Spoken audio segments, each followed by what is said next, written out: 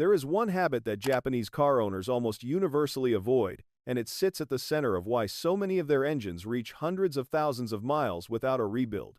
They never drive hard from a cold start. That might sound simple, maybe even obvious, but when you understand the science behind it, the culture that reinforces it, and the government system that essentially enforces discipline onto every car owner in Japan, you start to see why this one small practice sits at the center of something much bigger. When the engine fires in the morning, the oil sitting in the pan is cold, thick, and slow-moving.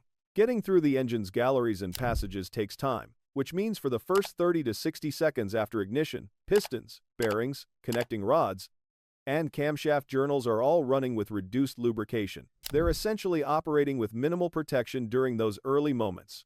Here's the number that should get your attention. According to SAE International, cold starts below 32 degrees Fahrenheit can account for up to 60 to 70% of total engine wear over a vehicle's lifetime. Not 10%, not 20%.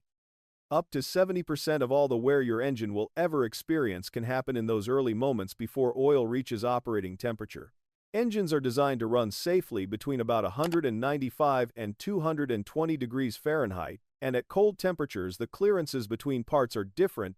Thermal expansion hasn't occurred yet, and thick sluggish oil simply cannot do its job properly.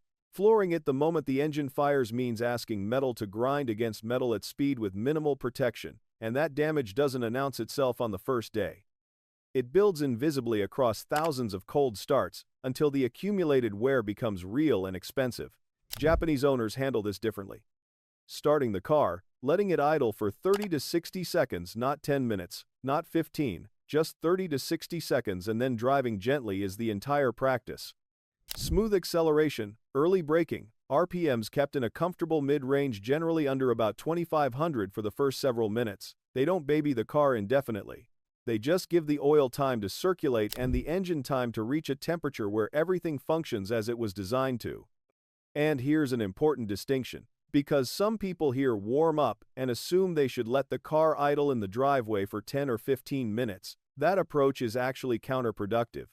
At cold idle, fuel doesn't combust efficiently, and it can wash down the cylinder walls in a way that creates its own unnecessary wear. The correct approach is a brief pause, then gentle driving, and that's the whole thing. It costs nothing, takes less than a minute, and over 10 or 15 years of ownership, it compounds into dramatically less wear on the engine's internal components. As one automotive publication put it, starting hard from cold costs nothing in the moment and adds up badly over time. It's like asking someone to sprint before they've stretched the injury. Doesn't happen on the first day. It accumulates invisibly over thousands of starts until the damage becomes real. That one habit doesn't exist in isolation, though. It's part of a broader philosophy that Japanese owners apply to their vehicles, and it touches everything from how they drive to how they maintain their cars to how they think about ownership itself. Once the car gets moving, the driving style stays calm and deliberate. Rather than stomping the accelerator and braking hard at the last second, Japanese high-mileage drivers tend to accelerate gradually and begin slowing down earlier, keeping the engine in its comfortable RPM range, instead of constantly pushing it to the limit or lugging it at low revs under heavy load. It's not overly cautious driving. Deliberate is the better word for it. And the reason it matters is that aggressive inputs, rapid acceleration, hard braking, high RPM operation generate heat spikes, pressure spikes, and stress on components that shorten their useful life over time. Oil maintenance follows the same thinking. Rather than rigidly following a fixed mileage interval regardless of conditions, many Japanese owners adapt their change schedule based on how the car is actually used. Short city trips with lots of stop-and-go traffic degrade oil faster than long highway drives, so the intervals shift accordingly. Modern Japanese vehicles frequently call for low-viscosity synthetic oils like 0W20, which flow through tight oil galleries more easily and deliver better protection during those cold starts we just talked about. And when it comes to filters, OEM units tend to be the preferred choice because they typically include a drain-back valve, a small but meaningful feature that prevents oil from draining out of the engine when it's switched off, which reduces dry friction on the next startup. Cooling system maintenance is another area where Japanese owners don't cut corners. Coolant isn't just antifreeze. It carries corrosion inhibitors that protect the aluminum, steel, brass, and copper components inside the engine and radiator. Over time, those inhibitors break down. The fluid turns acidic, corrosion begins, scale builds up, passage is narrow, and eventually cooling efficiency drops to a point where the engine overheats. Corrosion inside the cooling system appears in multiple automotive sources as a factor in roughly 25% of engine failures, and AAA has identified cooling system failure as one of the leading causes of roadside breakdowns. Contaminated coolant also attacks the water pump directly. Particles suspended in old fluid act like fine abrasive against the pump's seals and bearings, and if that pump fails while driving, coolant stops circulating entirely and catastrophic overheating can follow before there's even time to pull over. Japanese owners flush their coolant on schedule.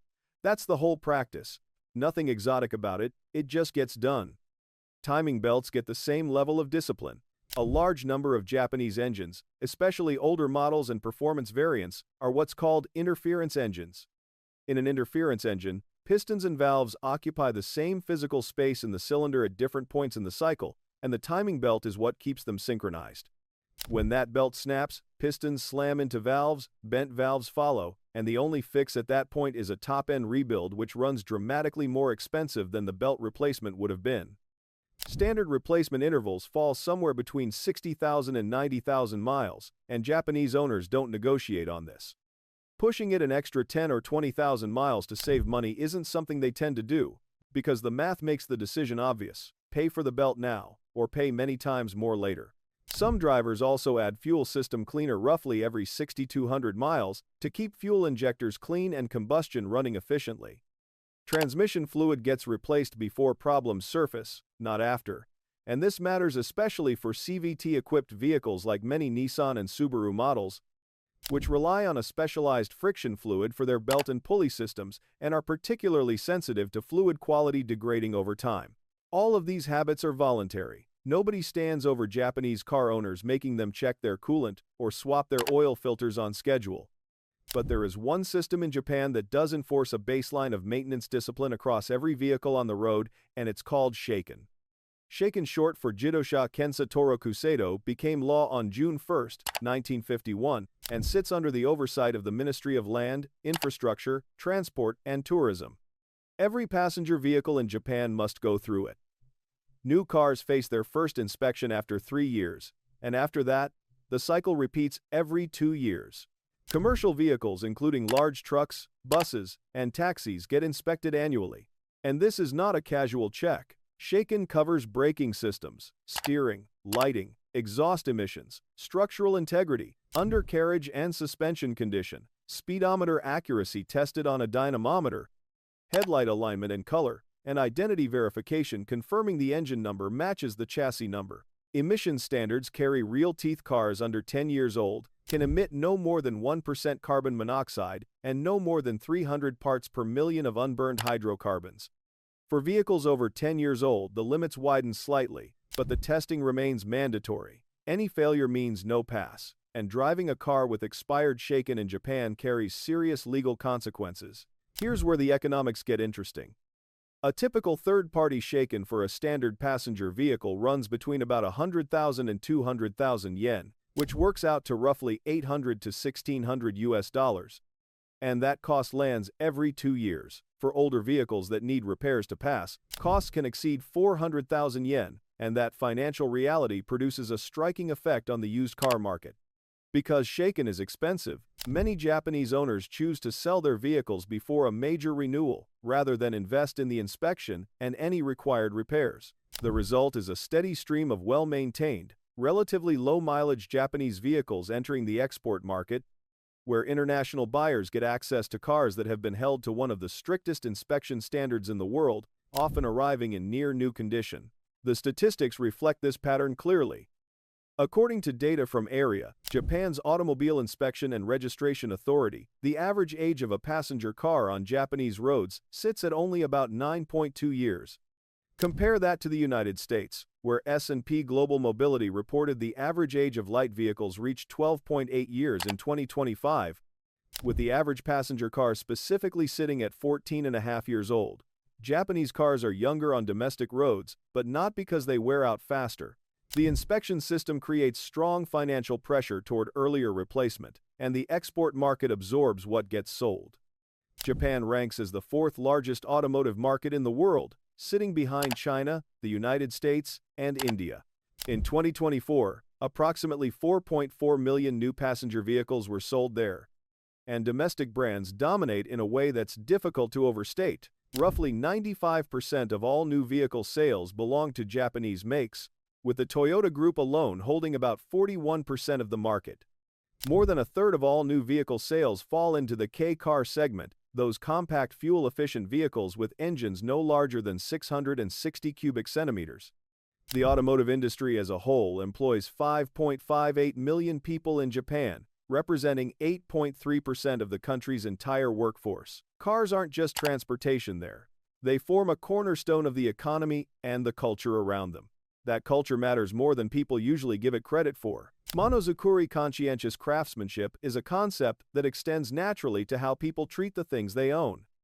A well-kept car in Japan communicates responsibility and respect for shared community spaces, and in dense urban neighborhoods where parking is tight and streets are narrow, a neglected vehicle tends to attract social disapproval. Cleanliness and orderliness get reinforced from childhood and carry over into vehicle ownership as a matter of course. Preventive maintenance gets viewed as cheaper than reactive repair, and Japanese owners tend to think in decades rather than months when it comes to their vehicles. That same philosophy runs through how Japanese cars get built in the first place. The Toyota production system rests on a concept called Kaizen, which translates to change for the better, meaning continuous improvement applied without end. Toyota introduced statistical quality control in 1949, won the Deming Application Prize in 1965, and captured the Japan Quality Control Award in 1970. In 1951, the same year Shaken became law, Toyota launched its Creative Idea Suggestion System, encouraging every employee regardless of rank to identify inefficiencies and propose improvements. Those principles were formalized in an internal document called the Toyota Way in 2001, and American researcher Jeffrey Liker brought the philosophy to a global audience with his 2004 book, The Toyota Way: 14 Management Principles from the World's Greatest Manufacturer. The production system rests on two pillars. The first is Jidoka automation with a human touch, meaning any worker can stop the entire production line the moment a defect gets detected. The second is just-in-time manufacturing. Together they build longevity into the vehicle before it ever leaves the factory floor. But here's the key insight: Kaizen doesn't stop at the factory gate. The same principle, small, consistent, incremental improvements compounding over time, is exactly what Japanese owners apply to their cars every day. Each gentle warm-up, each on-schedule fluid change, each logbook entry is a micro-improvement in the vehicle's long-term health, and none of them feel significant on their own. Speaking of logbooks, this might be the most underrated habit of all. Many Japanese high-mileage drivers keep a written maintenance record, and into it goes every oil change, every fluid swap, every unusual noise, every service visit. Over years, that notebook becomes a running diagnostic history of the car's health. Small issues get caught early, maintenance never gets forgotten, and nothing sneaks up on the owner months later. But beyond the practical value, keeping that record represents something deeper, a way of thinking about the car as something ongoing and worth paying attention to, rather than something to ignore until a warning light forces the issue. Japan's physical infrastructure plays a supporting role too. Roads stay well maintained, and smooth highways mean less stress on suspension and drivetrain components over time. Most regions use minimal road salt compared to northern parts of the United States, Canada, or Europe, which translates into significantly less corrosion on underbody components. The climate across much of Japan stays moderate, reducing temperature-related stress on rubber seals, electronics, and fluids. Efficient public transport means many Japanese cars function as lightly driven urban commuters with lower accumulated mileage than their counterparts elsewhere. Dense dealer networks with a strong emphasis on after-sales care make regular servicing convenient and accessible rather than something owners have to seek out. So when people say Japanese cars last forever, they're not wrong, but they're not telling the whole story either. The engineering is excellent. Decades of Kaizen and rigorous quality control have seen to that. But engineering sets the ceiling. It determines how long a car could last under ideal conditions. What actually gets a car to that ceiling is the owner, and Japanese owners, supported by a strict inspection system, a culture that values careful stewardship, infrastructure that minimizes environmental damage, and a manufacturing philosophy that treats continuous improvement as a way of life, are doing the small things consistently across decades of ownership. No magic additives. No secret fuel. No exotic modifications. 30 seconds of patience on a cold morning. A notebook kept in the glove box. Coolant flushed on time. A timing belt replaced before it becomes a gamble. Oil chosen for the actual conditions rather than just the price on the shelf. The real secret to Japanese engine longevity isn't any single thing they do. It's the one thing they never do. They never treat the engine like it doesn't matter.